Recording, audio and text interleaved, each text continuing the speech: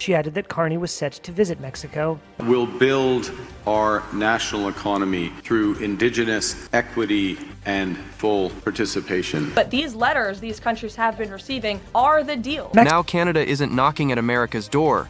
It's building its own. Mexican President Claudia Sheinbaum said on Wednesday that she and Canadian Prime Minister Mark Carney had agreed to strengthen trade collaboration. I feel that I've been slapped across the face by this president. From ski hills to trade deals, the distance between Canada and the U.S. isn't just political, it's personal. Frankly, Canada should be the 51st state. But it's about building our country strong, building our nation strong, to empower our people. Unfortunately, our neighbors to the north have been pretty difficult to deal with when it comes to matters on trade. Canada also received a letter of 35%. We can build a new economy together. We have to move from division to unity. While President Trump continues to throw tariff threats like darts on a board, two of America's closest neighbors, Mexico and Canada, have just flipped the script. In a move that's already being described as a bold economic rebellion, they've quietly inked a new trade collaboration that completely bypasses Trump's tariffs. The result? Washington is watching its own backyard form a new alliance, and this time America's not invited. This isn't just a trade story.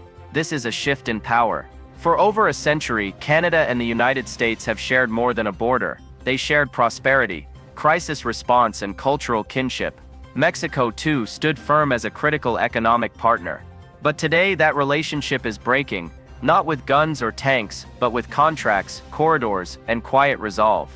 The reason? One man's ego, and a letter signed with a big, beautiful signature that changed everything. President Trump's 35% tariff threat to Canada was never just about aluminum or cars. It was a declaration of economic war against the country America once called its closest ally.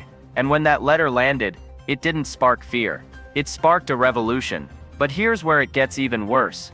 Instead of begging for exceptions or deals, Canada turned south not to Washington, but to Mexico. In a stunning diplomatic pivot, Canadian Prime Minister Mark Carney and Mexican President Claudia Sheinbaum have begun forging a direct economic partnership, one that cuts straight under Trump's tariffs. No more waiting for tweets. No more dancing around ultimatums. This is trade by sovereignty, not submission. Carney didn't retaliate with insults. He retaliated with strategy. As Trump brandished tariffs like weapons, Carney and Sheinbaum started quietly constructing an escape route, an economic corridor free from Washington's grip. Behind closed doors, the two leaders didn't just shake hands, they rewrote the rules. No longer would Canada and Mexico hinge their prosperity on the mood swings of a US president. Trump thought he was isolating competitors. In reality, he was isolating America. The so-called America First doctrine became America alone almost overnight, and it didn't just hit foreign capitals, it hit people. Canadians who once vacationed in Maine and Vermont started canceling their trips. Quebec ski families who had passed down memories across generations suddenly felt unwelcome. A 33% drop in car crossings wasn't a coincidence, it was a protest.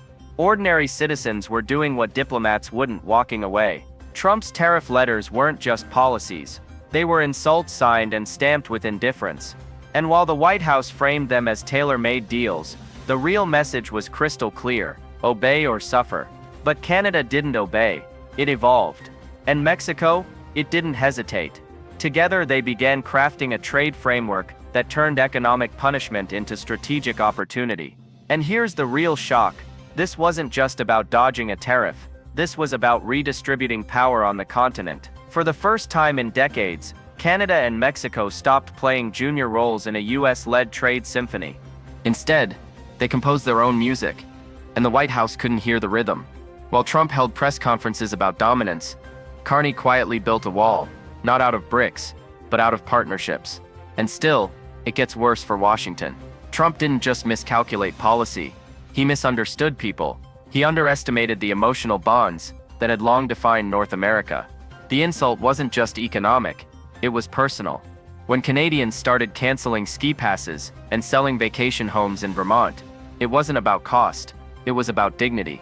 Families weren't just cutting expenses, they were cutting ties. The term 51st state had become more than offensive, it became unbearable. And quietly, resentment turned into resistance. Mark Carney saw the writing on the wall. Instead of pleading for access, he launched a national redesign. This wasn't diplomacy, it was survival. Infrastructure projects surged. Indigenous equity was no longer a side note. It became the foundation. Clean energy investments, port expansions, and new trade routes began connecting Canada not to Washington, but to Latin America, Europe, and Asia. Every step Carney took screamed the same message: we will never be economically hostage again. Mexico moved in lockstep. Sheinbaum and Carney didn't waste time chasing approval from a president more interested in power plays than partnerships. They used Trump's own tactic, pressure, to push forward unity. Their alliance wasn't a symbolic middle finger to Washington. It was a strategic maneuver to protect their people, economies, and futures. While Trump issued tariffs, they issued blueprints. While he drafted threats, they drafted resilience. And just when Washington thought the backlash might pass, reality hit hard. Border towns in the U.S. began bleeding revenue. Resorts once packed with Canadian families sat empty. Hockey tournaments were canceled. Breweries lost customers. Local businesses from New York to Montana began to feel the sting, not from Canada's policies, but from Trump's pride. Americans weren't gaining jobs. They were losing tourists, partners, and trust. But the final blow, that didn't come from a speech. It came from a silence. Canada and Mexico simply stopped knocking at Washington's door. They were too busy building their own house. The fallout wasn't just economic, it was historic. For decades, Canada had been America's most reliable ally, standing shoulder to shoulder in every crisis, every recovery. But under Trump, loyalty was treated like a weakness. That mistake cost him more than a trade partner. It cost him the foundation of a continental alliance. As tariffs piled up, so did broken bonds. And in their place, a new North American order began to rise, one no longer centered on Washington. Mark Carney wasn't chasing revenge, he was building legacy. His vision stretched beyond headlines and approval ratings.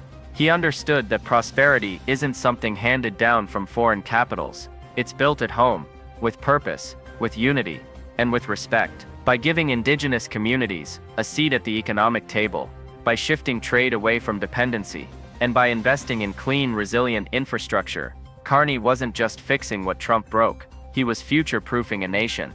Mexico, too, wasn't just playing defense. It was elevating its role from trade partner to co-architect of a new continental strategy. Together, Canada and Mexico now stand not as America's sidekicks, but as sovereign players, unshackled, confident, and globally connected. They've proven a bold truth: when you're pushed aside by arrogance, you don't shrink, you rise. And while Trump continues to frame tariffs as victories, border crossings continue to fall. Tourism shrinks. Businesses close. Trust vanishes. The emotional cost is now permanent because friendship once lost doesn't return with a tax cut. Canadians aren't boycotting the US out of hate. They're walking away out of heartbreak. This wasn't politics. It was personal. And in choosing pride over punishment, they've redrawn the map, not with force, but with principle.